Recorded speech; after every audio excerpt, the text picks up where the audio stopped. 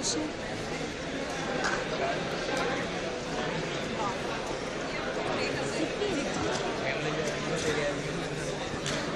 very good evening to all the dignitaries on the dais and off the dais, and all my dear friends. How are you all? I am Bhagyashree from Hyderabad, and I have come here to share my views on the importance of attitude and leadership. Success. Success is one thing which all of us aspire for in any field or every field we enter into. Yes or no? How many of you all want to be successful?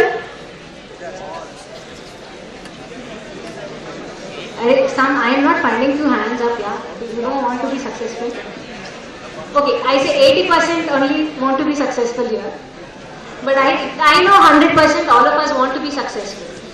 We all know we want to be successful. But what do we need to be successful is the question. I say we need knowledge, skill and attitude to be successful. Actually, skills include attitude, but attitude is very important, so I have made it separate. That is why if somebody asks me what is your success formula, I will just say ask for success, where A is attitude, S is skill and K is knowledge. We have enhanced our knowledge a lot in these 2 days. We had 7 technical sessions. Now in this last session, I am going to discuss about attitude and skill and thus completing our success formula. If I have to tell you about skill, let me begin with skills. I feel leadership is the skill because all the skills required to be a leader are the skills required to be successful.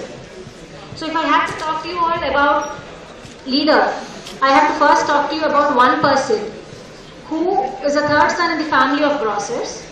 After his basic education, he has left his house to wander around the country. He saw the people, he saw their problems. He could not take it. He wanted to do something for them. So he came back home. He joined RSS. With his hard work, he has become a big personality in RSS. He has become Chief Minister of a state, and now he has given a tremendous victory to his party. Whom am I talking about? Yes, I am talking about our Prime Minister, Narendra Damodar Das Modi, a perfect example of a leader. If I have to define leadership is a process of motivating or influencing people. That's what you can see in Modi. He has more than 9 million people in his Twitter account following him. And every state, wherever there are elections, he has swept all of them. That is why I say he's a perfect leader. If your actions inspires others to dream more, to do more, to learn more and become more, you are a leader. So with this, we always have a doubt that leaders are born. Most of us must be feeling that leaders are born and not all of us can become leaders. But that's wrong, my friends. Leaders are not born. Leaders are made. It's your hard work. It's your dedication to whatever you're doing. You trying to improve your skills will make you a leader. Leadership skills. I have categorized leadership skills into 3 parts. The personal skills, the interpersonal skills and the management skills. Personal skills. These are what a leader should have for himself. That is, a leader should be assertive, he should be responsible, he should be enthusiastic, he should be determined, he should be trustworthy, he should be confident and he should be disciplined. Secondly, interpersonal skills. Interpersonal skills are those skills with other people. So leadership should have effective communication, he should be empathetic, he should encourage others and he should motivate others, which is the main criteria. And leadership is not one way. Leader bolte jata hai and everybody has to follow him.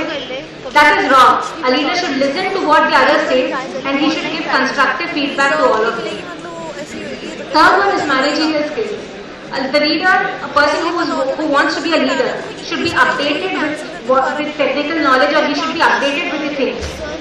If you see Modi, he was born 65 years ago when there was no computer. But now he's such a tech savvy, he always keeps posting things in Facebook and Twitter. Now he is updated. That is why I say he's a good leader. And he should be able to deal with people, should be able to lead people, and he should be able to make quick and correct decisions. Now my friends, when you've seen all these qualities, do you think you need all of these by birth? Do you need all these qualities by birth? You can actually improve all of them. You can know all of them by improving yourself, by changing yourself. Now let's move on to attitude. See 4 people on the stage, on the screen. Who are they?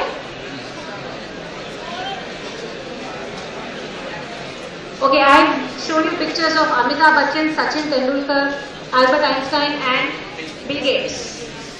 Do you all agree if I say all of them are successful in their fields? Are all of them successful in their fields? Yes.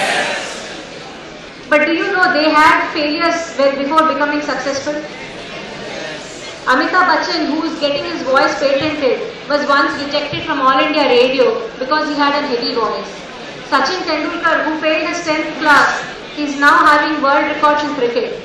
Albert Einstein, who has developed the theory of relativity, was not given admission into school because they felt he is mentally retarded. And Bill Gates, who was a graduate dropout, is now owning one of the world's biggest company. Now, what do you think has made them, brought them from such a failure to such a huge success? It's the attitude towards their life that has made them successful. It's your attitude, as said by Zig Ziglar. It's your attitude, not your aptitude, that will determine your altitude. Now, what is attitude? Attitude is the way a person reacts to a situation or he responds to a situation. It's an outward expression of a mind of a person. Attitude influences a person's emotions and behavior. Now, if I like somebody, my attitude towards that person will be in one manner. But after a few days, if I don't like the same person, my attitude towards the person will change. My behavior with the person will change. And this is what is attitude. Attitude is formed from a person's past, present and the environment around him. Suppose, that is why I say it changes from time to time and person to person. If I have to take the success formula in form of an iceberg, you see there's very small portion of an iceberg which is visible to everybody. That is relating to your knowledge and skills. But something which is not visible to others, which is there inside hidden, but which forms a base for everything, is the attitude. That is why I say attitude is a very important skill to be successful. And this has been proved by Harvard University also. Harvard University, in its study on successful people, has found out that it's only 15% of their success which is attributed to knowledge and skills. But it is 85% of their success which is because of their attitude towards life. Now that we have spoken so much about attitude, let's see what are the types of attitude. There are 2 types, positive attitude and a negative attitude. A person with positive attitude has positive thinking. He will think of good always. He is an optimistic person. But if a person with negative attitude has negative thinking, and he will focus on all bad things or unsuccessful things, and he is a pessimistic in nature. Positive attitude is always important because it can create miracles in your life, because life is 10% what you make it and 90% how you take it. See, I can tell you a very common example for all of us. Few things in life are inevitable. You cannot change them. Our CA result, it's always below 10. So what should we do? We should change our attitude. We should change our behavior to accept things in our life. And that's how we can be successful. This is a very good example for that. You see a baby mosquito came back after first time flying, and its dad has asked, "How do you feel?" And the mosquito replied, "It was wonderful, everybody was clapping for me." So do you all clap for a mosquito? No, it's actually the attitude that matters. There's another example for this, which I have not kept, but it just came to my mind. Thomas Edison, before he has invented a bulb, he has failed 99 times. So when somebody said, "Arey yaar, you failed 99 times, leave it, you cannot do it." But he has not left it. He just said, "I have not failed, I have just postponed my success. I found out 99 different ways how a bulb cannot be made." Now that is a positive attitude. So we all know positive attitude is important for us. It does really matter because it tells us our strength, it gives us self-confidence to overcome any obstacles. Now we all know positive attitude is important. We all will be having positive attitude in ourselves. But there will be some negative attitude in us also. How to identify a negative attitude?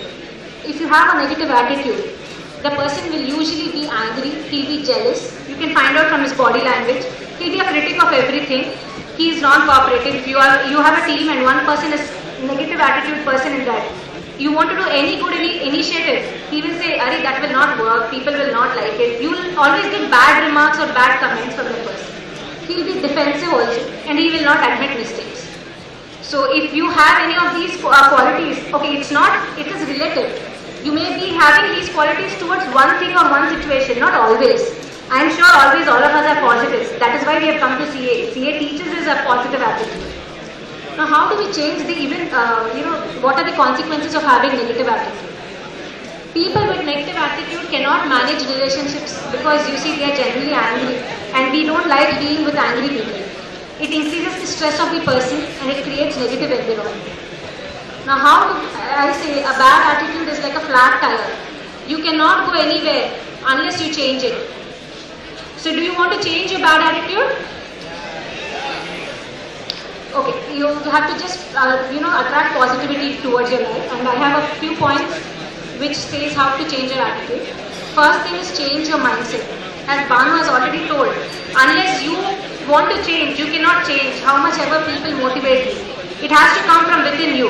So first change your mindset. Think I have to be positive and then you can be positive. Second thing, don't react, respond to the situation. I have to give an example or describe a situation to explain this.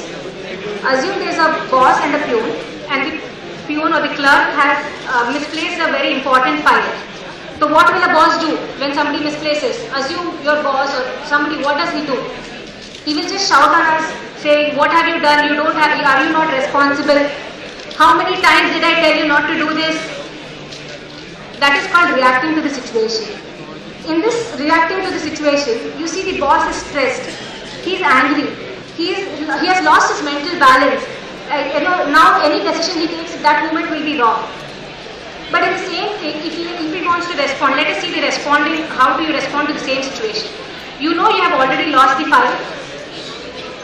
You know you have already lost the file. You cannot do anything except for reworking on the file. So what is the point in scolding the clerk?